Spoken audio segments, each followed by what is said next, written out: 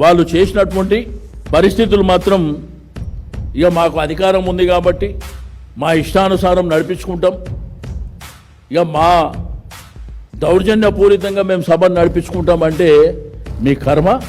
డెఫినెట్గా ప్రజలు ఇవన్నీ చూస్తూ, రెండోది కెమెరాలు కూడా మా వైపు ఎటు రాకుండా మొత్తం వాళ్ళ వైపే మైకులు పెట్టుకొని, రెండోది స్పీకర్ గారు మీరు జడ్జిమెంట్ ఇచ్చి 15 రోజులు కాలేదండి, మరి వాళ్ళు బీఆర్ఎస్ పార్టీ సభ్యులని, మరి స్పీకర్గా మీరు అక్కడ కూర్చొని డైరెక్షన్ ఇవ్వచ్చు కదా.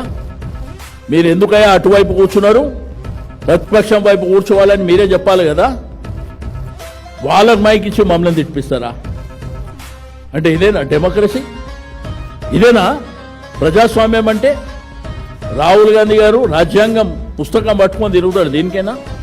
కాబట్టి మేము కోరేదల్లా, మీ ప్రభుత్వం వచ్చిన తర్వాత అనేకమైనటువంటి ఎంక్వైరీ లేచి, అది మీకు అధికారం ఉన్నది, మీ ఇష్టానుసారం జరుగుతుంది, చేసుకుంటాం.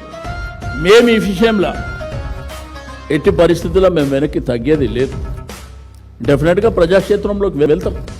కానీ ఈ విధంగా మా గొంతు నొక్కి మమ్మల్ని దౌర్జన్యపూరితంగా బయటికి పంపించాలన్నటువంటి కుట్ర అయితే నడుస్తుందో అది కరెక్ట్ కాదు.